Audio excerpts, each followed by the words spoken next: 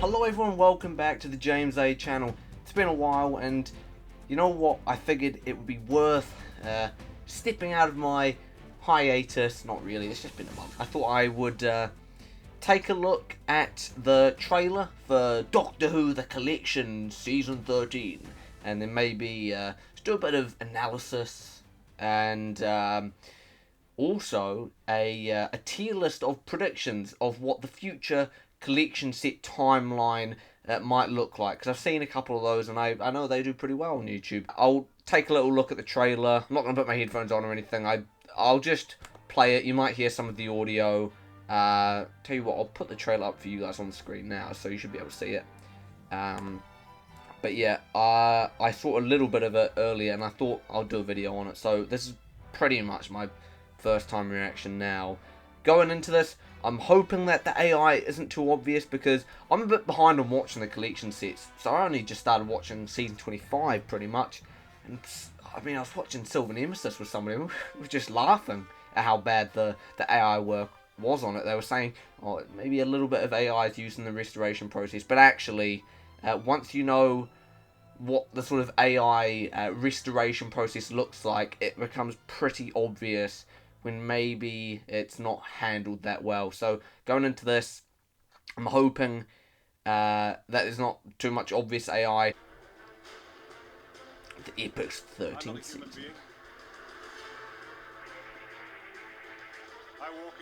Oh yep, updated special effects. Would have been for the Legend of Ruby Sunday. Tales of the TARDIS. There's something rather unusual in the lock. Don't tell me you found the monster. Exactly what could have caused injuries like that, Doctor? Something very big. Never been a huge fan of Tales of the Zygons. It is good, but maybe a little bit overrated. My theory is correct. We're going to have to handle this very, very carefully. Just looks great, doesn't it? Someone's in trouble. Where? Who knows? Planet of Evil, very underrated story. The killings always happened at night. Freddie Yeager, good cast. I've made the greatest discovery in scientific history. You're tampering with the balance of nature on this planet in ways you don't understand. Here's the classic, Pyramid to Mars. Who doesn't love Pyramid to Mars? Are they going to show any of the updated special effects? The world is facing the greatest Don't know if any of that was updated, but... Ah, one of my favourite stories, Android Invasion. Now, hang on, guys. See, this is what I mean. You can just see the AI's being used, and I don't know how to easily explain it, but I can you can just see there's AI on this. The easiest way of looking at it is looking at those windows and seeing those lines of how clear they look. Or if you look at the background, it has a weird... I don't even... If you know, you know. Like, if you just look at the castle, or the church, whatever, how smooth that looks, you can just see this as AI restoration. Don't get me wrong, it looks good, but I would have preferred it just had that grain look to it as it did originally. With season 25, I think it was a worse case because that was on video camera, so it kind of... The quality was always bad, so... trying to upscale that is just going to really not make it look great. With this, it's not as obvious, but I can definitely see there's some AI use. Zygons. Yeah, I love the Android Invasion. It's a great story. There's something going on here. Some dirty work. Brain of Morbius. Another good one. Morbius offered them greatness once, but he was betrayed and rejected. Philip Maddock. What an absolutely fantastic actor Philip Maddock was. On guard, Morbius. Interesting, isn't it? Another favourite of mine. Man, just such a good season, isn't it? Seeds of Doom. Really, really good. Come on, show us Scorby. What you have done could result in the total destruction of all life on this planet. Not showing us Scorby, are they? He's a great character in that. Oh, no, we might have got a glimpse of him there. Right, guys, let me know what you think. That sounds like I'm wrapping up the video, but yeah, let me know what you think of the artwork for the collection set, because it's kind of different to what I was expecting. in some ways. The background is quite interesting. I think that's meant to be like part of like the Zygon like lair or whatever. But I think the monster part is really, really nice. But for me, the only problem is Tom Baker's expression here is really, it's not for me. He's not looking right at us, which is kind of how it was done, certainly with these ones. I like that they've gone for the tier of the Zygons outfit, but I think we kind of need that purple coat. It's very similar, the outfit, to what he wears here in Talons of Wing Chang. I would have gone one or the other. I wouldn't have done both of them. I think the purple outfit is such an iconic one, associated with Pyramids of Mars, an iconic story. I would have gone for that look, personally. But don't get me wrong, this is really, really good. I think it's just that expression there, it's not for me. But otherwise, I think this is a really, really nice arc. I think I prefer it to Season 7. It seems a bit more in line with the tone of the season. I thought Season 7's one was quite eccentric. It didn't really, I think, align with the gritty tone of that season. But I think this is a lot better. Anyway, let's continue on. Sorry, I should actually be talking about what we're seeing. And this is something to do with Ian Marter, which is nice. Ian was very clever and romantic and tortured and strong. He was a darling, darling man with the most lovely person. So it looks like a documentary about Ian Marter, which I think is going to be great. I think maybe people forget his time in the TARDIS, but I think it is genuinely quite fondly regarded. I certainly thought Ian was good. Maybe took some of the spotlight away from Sarah and Liz Sladen, you know, but certainly no problems with him. Whose work spans the centuries. It's time to meet Graham Harper. Graham Harper, that's right. I was trying to think of who it was. Comes into my office and says, "That's a list of directors I think could do it." And there were about 8 or 9 names. And mine was some of the. I wonder how old Graham Harper is. Is he probably, what, in his early 80s, late 70s? Rather incurious about other actors. There are about 10. I wonder what that background's meant to be based off. So the place is Is it an episode or? Naturally, I avoid them. But yeah, great to see Tom Baker still doing things for these releases. Ooh, this looks good. Like the play. I've brought. Season 2 is just a great story, isn't it? And any special features, going to that house, going to the locations of any Doctor Who places are always really exciting. I don't know if they're going to do a going back to the village and Android Invasion. I think they've already done like a now and then on the DVD release, but yeah, Seeds of Doom's a good place to go back to, the location. Loch Ness monster. Look, here he is, reunited at last. Good to have Toby Haydock in these. Big fan of him. Oh, it's big. That's making me twitch. It's alright, Maureen. Okay. I want a finger like that. I'm going to need. Took me a minute to get the context there. Yeah. Janet Fielding, good to have her on these. Good sarcasm. Usually I kind of like the people that take the piss out of it. I know that's not for everyone, but it's always a bit of fun watching like Peter Davison or Sarah Sutton or whoever from particularly the Davison era taking the piss out of the show. What was this from Planet of Evil? Sorry, I was... Hang on. What is this? That's... Right, I guess that's just like some ad or something. I love the way he said that. Much more. The collection season 13. Really, really nice. Pre-order now. Good art. Good special features. And a fantastic season. I don't know how enriching my reaction was for you, but if that's all you care for, then I guess you can leave. I'm going to be doing a little bit more discussing and unpacking of the season, and then we'll move on to that tier list of predictions for when the next set's going to be released. Don't get me wrong, I have no clue about any of it. It's just going to be guesses. I'm not informed as to, you know, when Space Pirates is going to get a commercial release and when Season 6 is going to come out. I don't know any of that. It's just a bit of fun. Oh, I don't need to read all this mumbo jumbo. If you want to read it, just pause the screen now. I'll zoom in a bit for you there. Yeah, watched the... Alright, so what material have we got? So, new documentaries. Good. Worlds Within, a profile of actor Ian Marter, who played Harry Sullivan, of course. I'll be interested to see how long that one is. Hopefully we get near an hour or even more. That would be quite nice.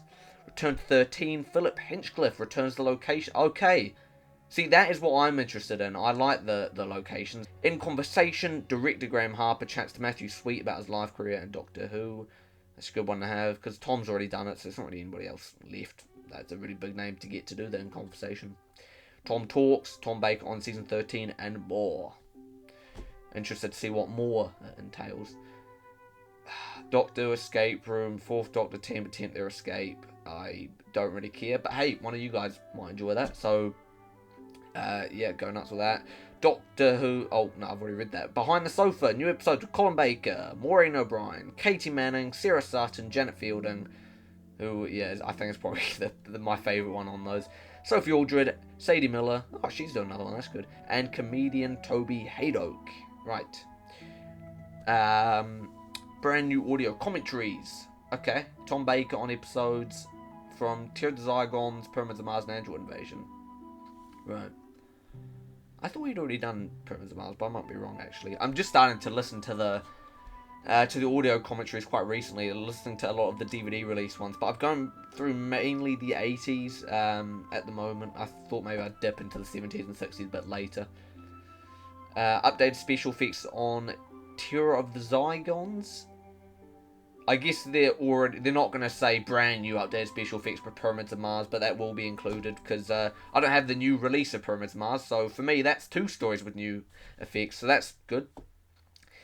Can't really do updated effects on the other ones, really. I think Planet of Evil already looks really good. Android Invasion is good. What else have you got? Brain and Morbius, that's fine. Seeds of Doom is fine. I think that, yeah, you only really need to do it for a bit of Terror of the Zygons with the Scarison robot. Not robot, whatever it is.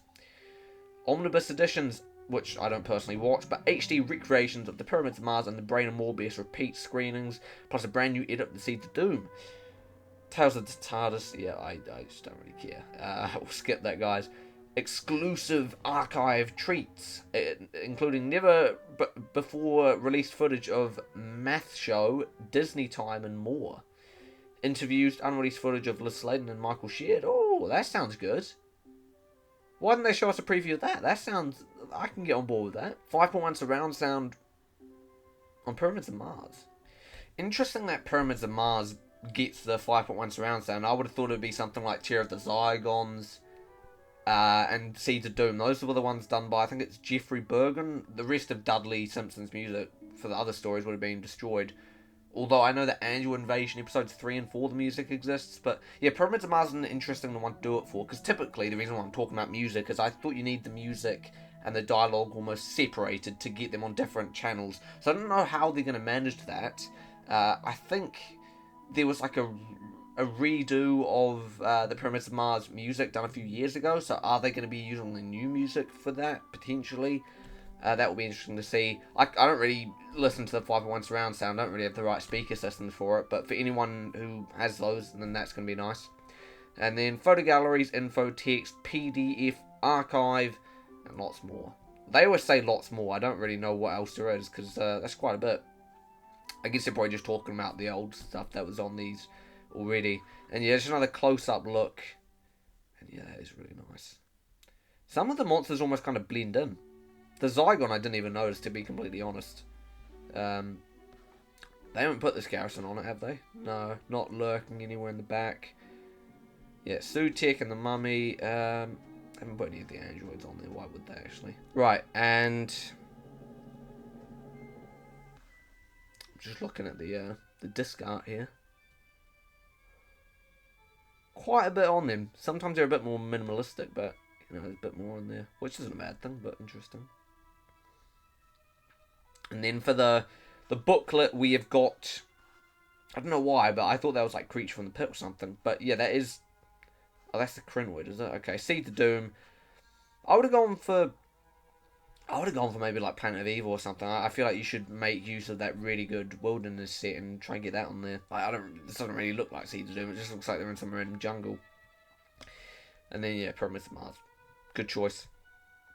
And sort of a really iconic landing place for the TARDIS. Alright, well, that is looking at the collection set itself pretty much done. You know what? On the spot right now, I'm going to give you a quick ranking of the stories in the season. I'm going to say Number 6, my least favourite, is Tear of the Zygons.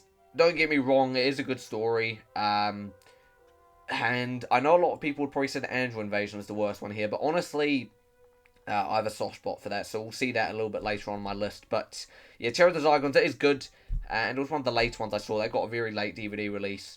And yeah, Harry's last story, so a lot to recommend there. But I mean, it's the lowest in a very good list of episodes. Every story in the season is beloved to a lot of people in the fandom. Right, number 5, I would say The Brain of Morbius. Again, that's another good story, and they really, I think, do a good job of hiding the fact that it is entirely studio bound. Morbius is a memorable villain. You've got Philip Maddox, so what's not to like there? Sisterhood of Khan as well. You know, really important to that story, and obviously they come along a little bit later with the 8th Doctor, and they probably in expanded media as well. But yeah, again, some of the other ones on the list I really do prefer. At number 4, I would say Planet of Evil. I rewatched it fairly recently, and I do love it. And again, that does a really good job of making use of being entirely studio bound. The first couple of parts are really suspenseful. I think it maybe just loses its way slightly towards the end, and it kind of loses some of that momentum. Number 3, there's 2 that it's kind of I'm tossing between, because number 1 for me is it's pretty clear. And you know what? I think I'm going to go for the upset here, because honestly, my third favourite, I'm going to say Pyramids of Mars. It's a great story. Obviously, Sutik, Mummies, Scarman. You've got Michael Sheard for the 5th time, or however many times he's appeared by this point. Actually, I think it's one of his earlier appearances. But yeah, it's just a great story. One of the most important and iconic, I think, you have to say, in Doctor Who's history. Especially considering Sutik returns, if you count that canon. Older fans probably pretend that never happened. So, sorry to burst your bubble there. Moving on to number 2, which I really find underrated. The reason why it is so high on the list, I should say, is because it was pretty much my favourite as a kid. I got the Unit Files DVD box set as a young kid, and that had that and Invasion of the Dinosaurs. I watched that box set to death, and so both of those stories I have always considered underrated. So yeah, number 2 is the Android Invasion. Rewatched it about a month ago, and I loved it. There are problems there. It's a typical Tyrion Asian script with all these sorts of tendencies of his stories. So yeah, there are problems there, but it's just fun. It's beautiful location work. You get Tom Baker's voice being hoarse. These are not LTDs, and you're not a little Shada. So that was a shy impression. Hopefully it gets a bit of a reappraisal. It's the one of all of these stories that probably has the most to gain from everybody rewatching it in enhanced AI quality. So yeah, hopefully you guys like that one as well. But number 1, hands down, it has to be. It's a phenomenal story with a phenomenal cast. The Seeds of Doom. The season finale, the Crinoids are fantastic. Usually when you get those location switches halfway between the episodes of the story, it doesn't really work well. But here, I think going from Antarctica to Chase's Mansion, it's done really well. So, hands down, the best story of the season. And I'm not going to be watching the omnibus edition of that. I'll be watching the full version, because it is fantastic as it is. Probably in my top 10 Doctor Who stories of all time. Certainly in the top 5, top 10 of the Tom Baker era. A phenomenal episode. Right, if you made it this far, then thank you, and you might as well subscribe if you haven't already. Although if you've got this much patience with me, you probably already have subscribed. Get yourself, if you haven't already, a drink or drink that, or a snack. Or I've finished all my chocolate pretty much. So yeah. Anyway, right, tier list time. Had a bit of problem making this, but it looks as if it's going all good here. Right, so just for clarity, I've put Season 7 and Season 13 here on 2025, just so it's clear what's been released this year. Season 7, I think, was actually announced in December last year, but was released, of course, in, I think, March this year. So we're going to leave that there. And yeah, so we've got these all in order. Still waiting on, what should I count? 9. So I think we'll probably continue at a rate of 2 a year, which is why I think leave room for an extra year, and it should finish in about 2030. It might go past 2030. I'll leave that up to you guys to theorise. Again, I don't really know anything. This is just me guessing and just using my assumptions to create a tier list, pretty much. So yeah, pretty clear how this works, and it's going to be difficult because with the 60s seasons, a lot of it is kind of unclear. Are we waiting for animations, for miraculous recoveries? It's difficult. I'm going to assume for most of them, though, that we kind of have to wait for all of the animations to come out. Maybe give another year, just to give time for the commercial release to bring in money, and then to be included on the collection set release. So that's why the 60s ones are going to come in a little bit later. For now, let's just start, and I think the most logical next one, it will be about 3 years since Season 20 came out, so I'm going to say in 2026. We're not going to get any more in 2025, I don't think. Maybe an announcement in December or November, but the release will be in 2026 for Season 21. I'm pretty confident of that. I still think we need to give time for things like We're on Space or Space Pirates to be animated, so I'm not going to do a Troughton set next. I think Season 11 certainly would make sense. There's not too much you have to do for that, apart from maybe special effects for Planet the Spiders. Certainly, Invasion of the Dinosaurs, there is a lot of work to do there with the colorization, and updated special effects would be nice, wouldn't they? Now, by this point, I think 2025 could include another animation. I've seen rumours of things like the Mythmakers, the Smugglers for a long time has been rumoured, but I think maybe the We're on Space could be the next one. So I think that would give room for a Troughton release. Finally, it would be nearing 10 years after the collection sets started, but Troughton will finally be getting a collection set, and it will be Season 5. A lot of that will be animated, but well, what else can you do? Honestly, though, with the We're on Space, even if it doesn't get animated, I'm not as annoyed with that. TARDIS Time Go did a really good animation about a year ago. But honestly, for me, if there's clips, maybe orphan episodes and tally snaps, that's all I really need to watch an episode. Something like the Massacre, something like the Mythmakers, where there's so little material. That's where I really want the animations to be, because otherwise it is really hard to kind of sit through dodgy Photoshop jobs. No disrespect to anyone who makes them. Loose cannon, I think, are amazing, but it can get hard to suspend your disbelief. So yeah, the animations for the ones with tally snaps are not as high a priority for me. I think We're on Space is already pretty well represented. It's got a middle and end. It's got, you know, episodes 3 and 6, so it's pretty good. So I think that one certainly is the most likely to be released with Troughton. I know a lot of people say Season 6, but the Space Pirates, it really does need some sort of proper animation before it's released, in my opinion.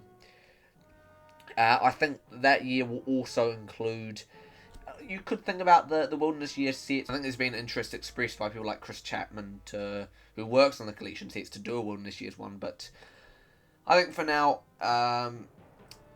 there hasn't been too much said, so I'm going to say it will be likely that Season 16 will be the next one. Again, that will be a gap of about 2 years between Season 13 and 16, so that seems logical to me.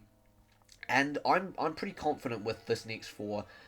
You could interchange Season 5 with something like Season 1 or Season 6. I don't quite know what the situation will be with an unearthly child, with an ungrateful child, taking away an unearthly child from us. So we'll see what happens with that. 2028, this is where things get difficult. I still think Season 3 will be quite late on. I think we have to say Season 6 will be the next one. It makes sense as well, because you get a gap between Season 5 as well. You get a Tom Baker there, so I think that would make sense. With the Wilderness Year set, you almost have to question as well, seeing that glimpse of Dimensions in Time in, what was it, Wish World or Reality War, whichever one. Seeing that clip, it does make you think, well, clearly they've probably got the rights to some degree to Dimensions in Time, so maybe that's coming sooner than we expect. For that reason, I wouldn't place it at the very last collection set we'll get. I do think, though, Marco Polo, I think, if we're looking at late 2028 for a Season 1, I'm going to put it here now, that gives us quite a bit of time for Marco Polo to be released. I think, let's say they do We're on Space in 2025, Space Pirates 2026, Marco Polo in 2027, you could then release these two. They'd also need to be doing, I Highlanders, Smugglers, Massacre, Master Plan, and Mission to the Unknown. So there is a lot. I've probably missed one as well because there's so many in Season 3, but there's a lot to do, so I don't know how they're going to juggle these, and that's why I wouldn't even be surprised if we had like a gap here where maybe only one was released or nothing was released. But assuming they stay on top of things, I then think... it's hard. But I think maybe it would make sense if the Wilderness Years came in 2029. With these two next, I think you have to say Season 4... we'll be optimistic, we'll say at the end of 2029. And yeah, Season 3 it has to be the last one. We'll have to hope that in 5 years time they release some sort of technology that allows for a ridiculous amount of material to be put on a limited number of discs. That will be a fat collection set. That will be a monster sized one. The amount of stories in there, Master Plan being 12 parts as well. And there we go. So that is my predicted order. I'm pretty confident in this. I think looking at everything, I think it would certainly be quite similar. We'll see. Maybe I am going to be like The Simpsons and I'll just magically predict the future. So, yeah, you better subscribe so you can come back in 5 years and see if I was correct with any of this. But yeah, that it pretty much wraps things up. Tell you what, because this is a mashup of all kinds of random things, I've also bought this Doctor Who magazine, and it comes with Evil of the Daleks. I ripped it open a little bit early just to make sure the contents were inside. So we'll do an unboxing of sorts for you. It's not really an unboxing, is it? Right. Doctor Who magazine first. Pull me again at the front, nice. And a cool artwork on the back. Paul McGann, India Fisher. Yeah, so I'm nowhere near up to this far in the 8th Doctor's era. I'm still in the early stages of the Charlotte Pollard and 8th Doctor monthly adventures. So at the moment, I think I've got 15 minutes left of what's it called? Embrace the Darkness. I think that's like the 7th one together, something like that. And yeah, they're one of my favourite TARDIS teams already. They are really good, really work well together. So eventually I'll get around to this, probably in quite a few years, but nice. I don't read heaps of Doctor Who magazine, but the fact that it came with the Evil of the Daleks, I felt I had to. Because Evil of the Daleks is one of my favourite stories, and finally getting a novelisation of it that isn't going to cost $50 on eBay. So, yeah, let me know if you... Oh, I'm holding it upside down. I am a pro at these unboxings, but yeah, look at that. That is nice, isn't it? Yeah, big fan of that. Evil of the Daleks, one of my favourite, well, probably not just favourite Second Doctor stories, but probably one of my favourite stories ever. The animation, watching that was really good animation, particularly for the standards these days. No, only joking. Great, it's a chunky book as well. Yeah, over 200 pages. Usually target ones that are only between 100 and 150 pages, so that will be nice. Add it to my collection of target books here. We'll stick it there for now, which you can probably barely see on camera. But very happy with that. And yeah, that doesn't really relate to Season 13, but I just thought, since this is a mashup of all sorts of things, yeah, you might enjoy it. So, well, there we are. I reacted to a trailer. I ranked Season 13 in probably record time. I did a tier list of the what tier list again? God, my memory. Of of the predictions for the timeline for the collection sets. Yes. Am I spot on? Well, none of us know that because we're not time travelers, unless you are, which you can comment that down below and tell me, was I accurate? Or if you're not a time traveler, do you think I'm accurate? Put your predictions, put your rankings of Season 13 before we see it on the collection set. Do you notice any of the AI? Is there anything else relating to what I just waffled about that you want to comment? Feel free to. You're going to be seeing me in a couple of weeks for Doctor Who Mysteries Episode 4. Before that Doctor Who Mysteries video, there is going to be one more unreleased music upload, which I've spent a lot of time working on. So just go on and give it a like and then piss off like that. That works for me as well, even if you're not interested in the Doctor Who unreleased music. Because I know a lot of you just want to see my weird old face. I'm not that old, but you get the point. So thank you for watching this. Thanks for sticking around. And yeah, I'll see you very soon for that. I'll hopefully have a bit of a haircut so my hair is not as much of a mess. Although I probably just made it a mess now. I really don't know what I'm doing, as always. So, thank you for watching. Like, subscribe, any of that stuff helps out. You can piss off. That was not meant to happen, and I will see you later.